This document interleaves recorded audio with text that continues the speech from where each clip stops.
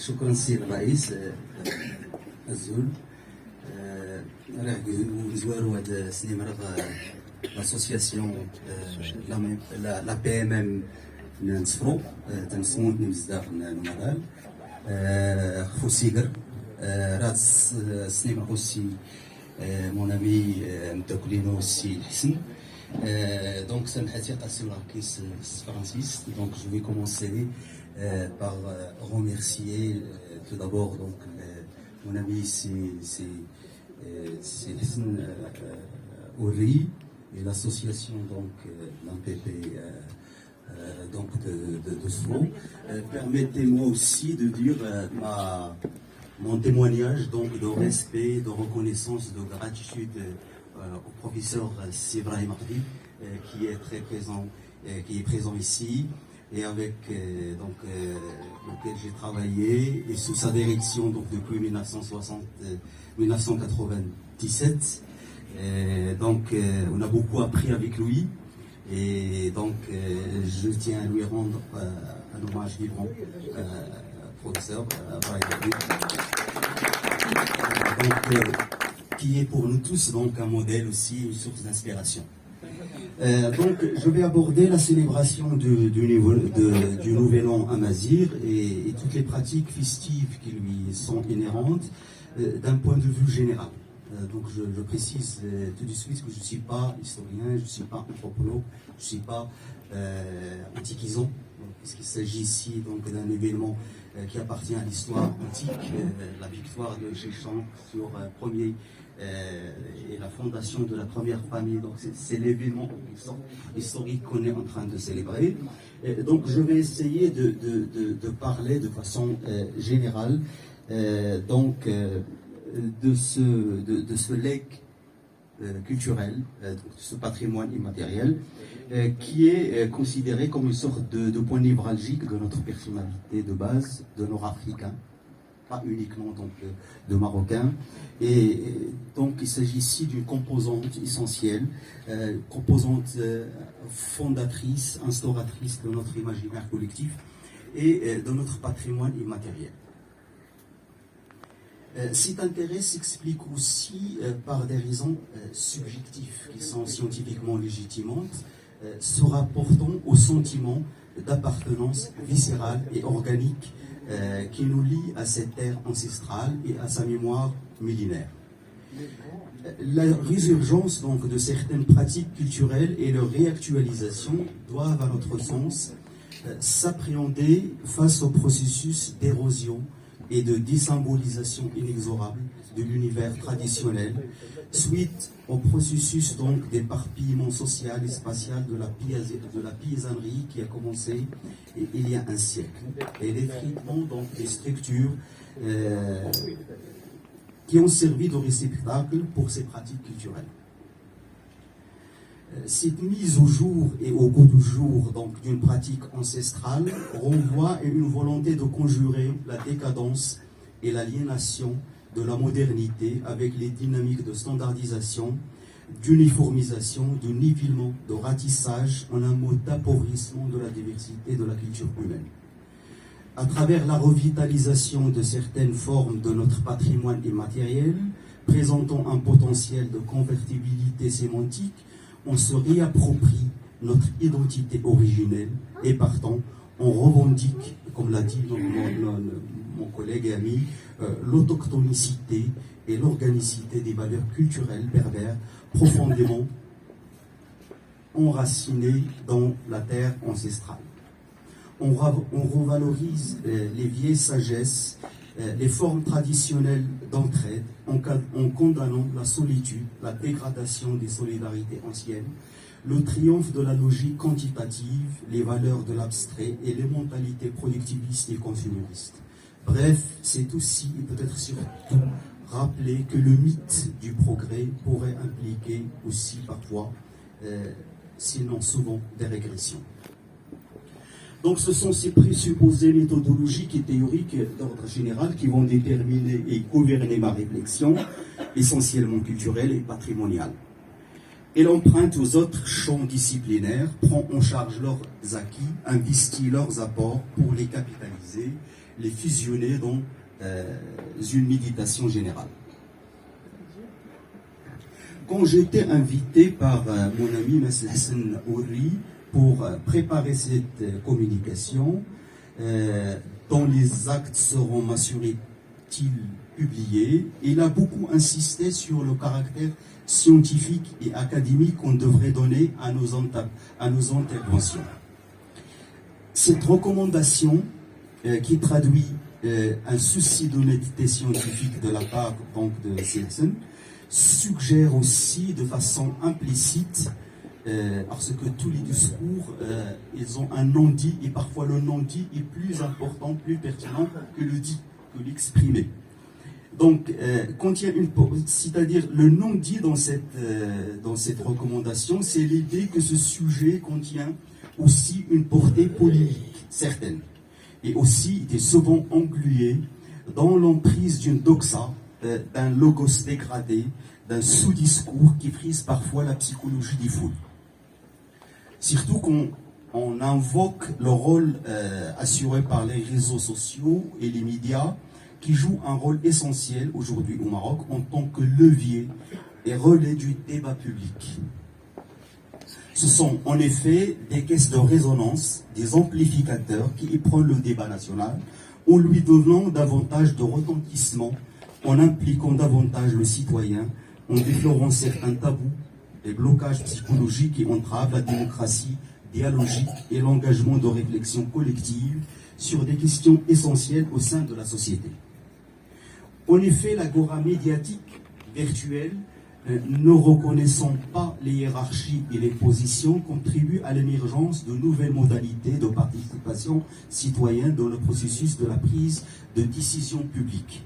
Je pense par exemple ici à l'institution de Nouvel An à Mazir comme fête nationale et jour férié, chômé et payé, qui doit être en quelque sorte le fruit d'un débat sociétal et public. Ainsi, le discours polémique est par définition un discours qui véhicule une charge passionnelle. C'est un discours très polarisé axiologiquement, et les dialogiques aussi par l'affrontement des discours et des contre-discours, des thèses et des antithèses, un discours qui se déroule dans l'espace public. Ces éléments s'inscrivent aux antipodes des exigences de scientificité, de rigueur méthodologique, de factualité, de positivité, d'objectivité et de vérification qui devraient normalement caractériser l'histoire en tant que discipline scientifique. Pour ne pas rester dans des généralités, je vais donner certains exemples des débats qui animent le net et l'espace bleu concernant la célébration de Nouvel An à Mazir. Les discours qui s'attaquent à cette célébration échappent souvent, difficilement, à l'écueil de la récupération idéologique. Il invoque souvent les arguments suivants. Donc, sous un vernis scientifique, on cultive parfois le scepticisme et le doute quant à la véracité factuelle de l'événement historique remémoré et commémoré par cette fête. Et les rituels culinaires et festifs, les réjouissances collectives qu'il occasionne, à savoir la victoire de Shishang Ier, fondateur de la 22e dynastie des pharaons. Malheureusement, en ce qui concerne la période proto-historique et antique, on déplore la rareté et la minceur des informations disponibles ici. Donc je parle sous le contrôle des historiens ici présents. Cet état de fait s'explique essentiellement par l'insuffisance des fouilles archéologiques, mais aussi et peut-être surtout pour des raisons idéologiques, se rapportant à une politique de la mémoire, politique publique de la mémoire, qui cultive l'amnésie collective en refoulant toute la période anti-islamique dans le tréfonds de l'impensé, car rappelons l'impérial. C'est probablement aussi parce que les mythes politiques fondateurs des États-nations maghrébins, sauf peut-être pour la Tunisie, qui récupère le mythe de Carthage, ne remontent pas plus loin que le Moyen-Âge, reléguant toute l'histoire antique et la préhistoire aux oubliettes malgré le fait que ces composantes structurent profondément encore notre être identitaire et notre imaginaire collectif. L'oubli et le rejet de cette maghrébinité ancienne et proto-symbolique. Ici, j'apprécie le fait que sur cette banderole, nous retrouvons par exemple une fresque rupestre qui appartient donc à la période donc berbéro-libyque avec Kamli, je crois, avec un chapeau et un alphabet. C'est une sorte de réactualisation aussi de ce patrimoine qui est très important et qui est très ancien. Et donc c'est une constante historique dans notre personnalité de base aussi, un complexe d'infériorité intériorisé, ou ce que Hicham Jaeb appelle une rigueur, une aigreur de provincialisme maghrébin. On préfère par exemple avancer que le nouvel an amazigh appartient au calendrier agraire romain que le fait par exemple d'appartenir justement à la terre nord-africaine.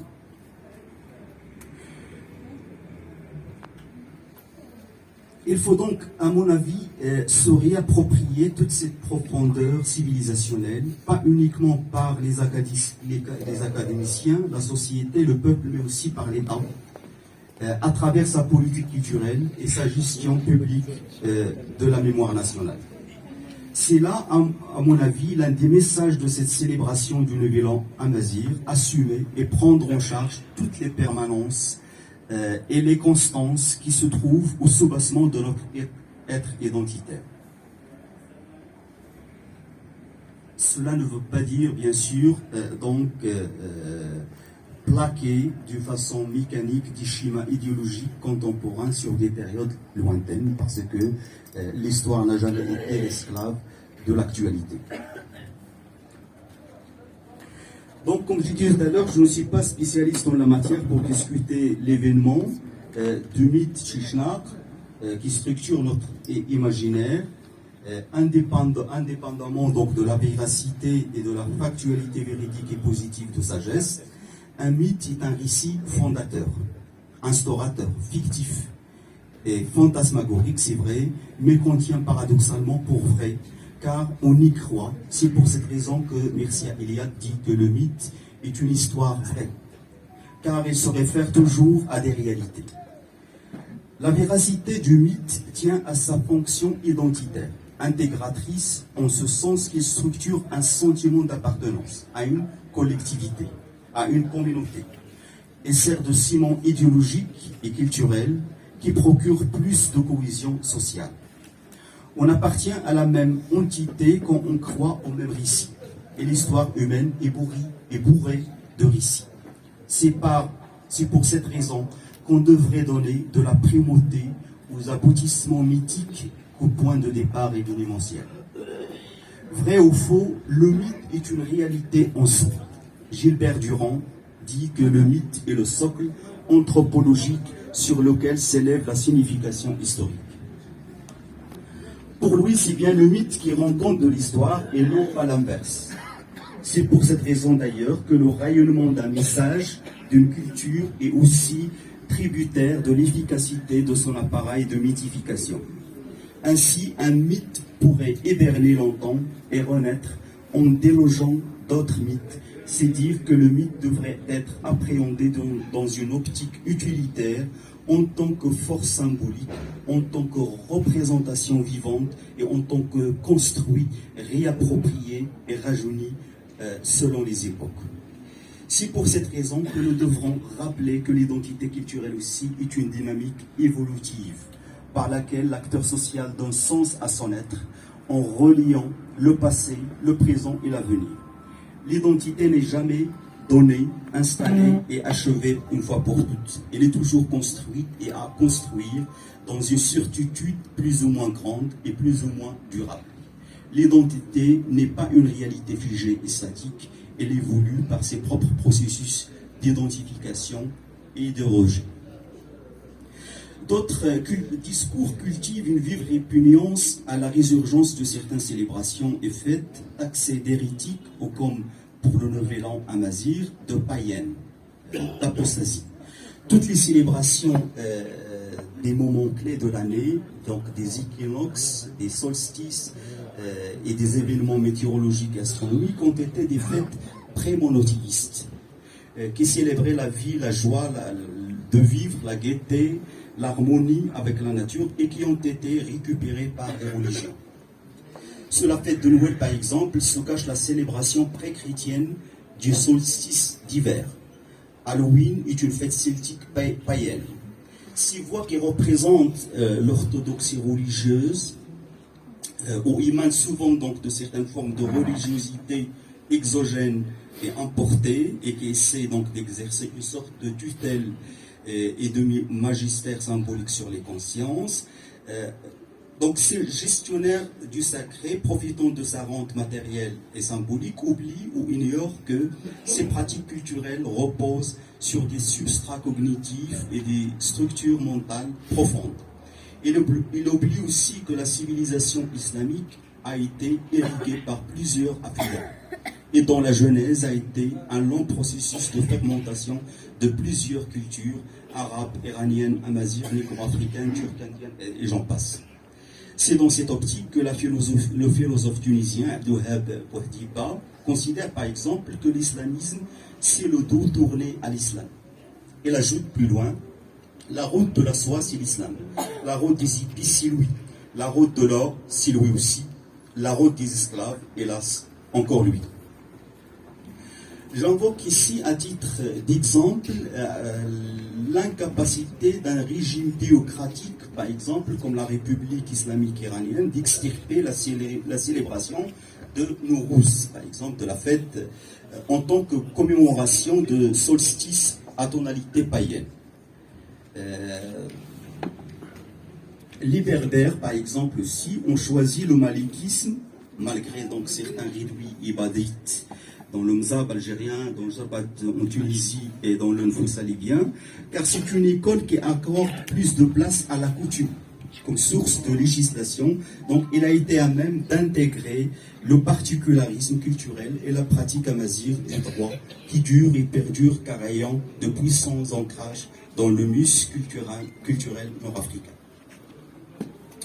La montée des industries culturelles, de la communication en réseau informatique, l'Internet en tant que vecteur technologique qui impose l'hégémonie de la culture techniciste globale et universelle, nécessite donc cette réactualisation des patrimoines et des cultures menacées. Ces profondes mutations ont amené des déstructurations des sociétés caractérisées par la perturbation des référents identitaires, mais aussi par une revalorisation de la question de l'appartenance et une réhabilitation des différences culturelles. Cette tendance au réenracinement dans les traditions culturelles, l'exaltation des replis identitaires exprime une réaction défensive devant le rouleau compresseur de la globalisation qui menace la diversité culturelle universelle par les dangers de l'homogénéisation et du règne du modèle unique. Cela pousse donc, comme je l'ai dit, les cultures menacées à réactualiser leur patrimoine contre la culture de masse véhiculée par les médias et marquée par la montée en puissance des industries culturelles et de la communication en réseau. L'Internet étant de vecteurs technologiques qui imposent la dominance, l'hégémonie de la culture, donc en cette fin du XXe siècle, est marqué par le puissante mondialisation qui s'impose à toutes les cultures de la périphérie. Donc ce que je veux dire au terme de cette analyse, c'est que une société ne peut pas avancer sans le questionnement identitaire. Donc il a été toujours, dans toutes les expériences historiques des peuples, un prélude pour les projets de développement et de décollage économique, scientifique et social. La Renaissance en Europe occidentale, l'ère Meiji dans l'Empire du Levant, sont à cet égard des modèles exemplaires pour tout projet de construction d'une société avancée et démocratique. Je vous remercie. محمد الزايدي زهير اللي قدم في واحد الرحلة عبر التاريخ وعبر الحضارة، عبر الهوية والثقافة التي تميز الشعب الأمازيغي.